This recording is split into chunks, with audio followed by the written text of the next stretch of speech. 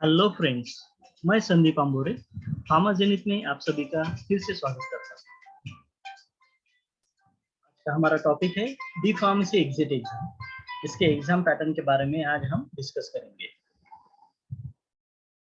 देखिए दोस्तों, 24 फरवरी 2022 को इंडिया का गैजेट निकला था, जिसमें डी फार्मेसी एग्जिट एग्जाम के बारे में बताया गया है। इसको अलग से नाम भी दिया गया है, जिसे हम कहेंगे diploma in pharmacy exit examination regulations 2022, and it will be come into force from the date of their publication in the official gazette। मतलब इस तारीख से ये ऑफिशियली अनाउंस हो गया है कि इस साल से एग्जिट एग्जामिनेशन स्टार्ट हो जाएगा। इसका ऑब्जेक्टिव देखिए, it is for to ensure that candidate applying for the registration as pharmacist with state pharmacy council has undergone pharmacy education along with comprehensive practical training। मतलब जो भी स्टूडेंट्स ने diploma के लिए एडमिशन लिया है during their D pharmacy education, उन्होंने अच्छी तरह से फार्मेसी एजुकेशन लिया है और साइमल्टेनियसली उनको प्रैक्टिकल ट्रेनिंग भी अच्छी सी कंप्लीट की है। और to acquire core competencies in dispensing of medicine, जो भी मेडिसिन है उसको डिस्पेंस करने के बारे में उनको अच्छे से नॉलेज आ गया है। उसमें उनमें डिसिप्लिन है, इंटीग्रिटी है, judgement, skill, knowledge and quest for learning, इन सब बातों को कंसिडर करके पीसीआई ने डी फार्मेसी एग्जिट एग्जाम को लॉन्च किया है। अब देखते हैं इसकी फ्रीक्वेंसी क्या है, कितने बार, मतलब साल में कितने बार इसकी एग्जामिनेशन कंडक्ट की जाएगी। The details regarding the scheme of conducting exit examination shall be announced by PCI from India from time to time। मतलब हर बार जो भी गाइडलाइंस नहीं आएगी PCI हमको बता दी जाएगी। The candidates may appear twice every year or as frequently। मतलब एक साल में 2 बार हर एक कैंडिडेट अप्लाई कर सकता है अगर उन्होंने क्वालिफाई नहीं कर सकते। The procedure of conducting the test shall be in accordance with the scheme announced by the PCI।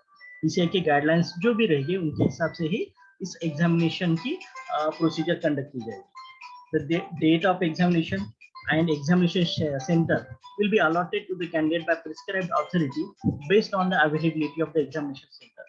मतलब जितने भी एग्जामिनेशन सेंटर अवेलेबल है उनके हिसाब से आपको डेट भी बताई जाएगी और एग्जामिनेशन सेंटर कौन सा रहेगा ये भी आपको बताया जाएगा पीसीआई की तरफ से। अब हम देखते हैं what is the eligibility. Eligibility क्या है इस एग्जाम के लिए।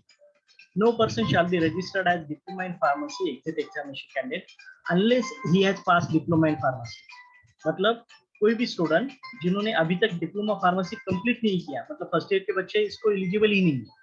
सेकंड ईयर के आफ्टर जब diploma second year pass out होगी तभी इस एग्जाम को अपीयर कर सकते हैं या फिर अप्लाई कर सकते हैं। He shall be required to make an application in prescribed format together with all relevant documents showing proof of his passing approved examination। मतलब आपको डीफार्म सेकेंड ईयर की एग्जामिनेशन की मार्कशीट लगेगी, साइमल्टेनियसली आपको जो भी पीसीआई के तरफ से एग्जामिनेशन फी बताई गई वो आपको पे करनी पड़ेगी, तभी आप इस एग्जामिनेशन को एलिजिबल रहेंगे। अब देखते हैं इसका एग्जाम पैटर्न क्या है। The PCI may, for the purpose of conducting exit examination, establish an authority to known as prescribed authority। हर एक स्टेट को एक प्रिस्क्राइब अथॉरिटी पीसीआई की तरफ से रिकॉग्नाइज किया जाएगा। There shall be 3 papers of MCQs. आपके जो पूरे सब्जेक्ट है डिप्लोमा के, pharmaceutics, pharmacology, pharmacognosy, pharmaceutical chemistry, biochemistry, hospital and clinical pharmacy, pharmaceutical jurisprudence and drug store management, ये पूरे सब्जेक्ट को मिला के 3 पेपर आपके कंडक्ट किए जाएंगे। कितने पेपर? 3 पेपर। और उनका पैटर्न रहेगा मल्टीपल चॉइस क्वेश्चन, एमसीक्यू के पैटर्न में आपकी एग्जामिनेशन होगी। The language of examination shall be in English. आपकी इंग्लिश में ही पेपर कंडक्ट किए जाएंगे। See the test for each paper shall be of 3 hours.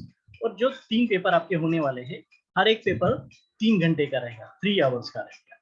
A candidate shall be declared as having passed only if he obtains minimum 50% marks in each paper separately। मतलब आपके 3 paper हो गए, हर paper 3 घंटे का रहेगा और हर पेपर में आपको मिनिमम 50% लाने हैं। अगर ये आप नहीं ला सकते तो आप उस एग्जाम में फेल होंगे, क्योंकि the candidate shall have to pass all 3 papers in same attempt. एक ही अटेम्प्ट में आपको तीनों पेपर क्लियर करने हैं, मिनिमम 50% मार्क लेके। However, there shall be no restriction on number of attempts। अगर आप एक बार में वो तीनों पेपर क्लियर नहीं कर पाए तो आप मल्टीपल टाइम्स भी उसको अपीयर हो सकते हैं।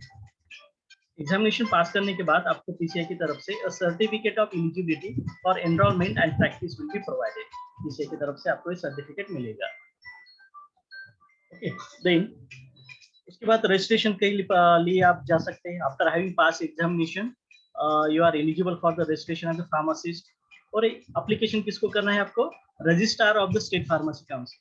किसी भी स्टेट के, आप जिस स्टेट को बिलोंग करते हैं उस स्टेट के स्टेट फार्मेसी काउंसिल के रजिस्ट्रार को आप रजिस्ट्रेशन के लिए एप्लीकेशन कर सकते हैं। The regulation shall not apply to the person whose names are already entered in the register of pharmacist. मतलब जिन बच्चों ने ऑलरेडी जो स्टेट फार्मेसी काउंसिल में आपका रजिस्ट्रेशन हुआ है, जिनको लाइसेंस मिला है फार्मेसी स्कूल, उनको एग्जामिनेशन देने की जरूरत नहीं। आई थिंक मैंने आपके पूरे डाउट क्लियर किए हैं। All the best for your bright future from फार्माजेनिक।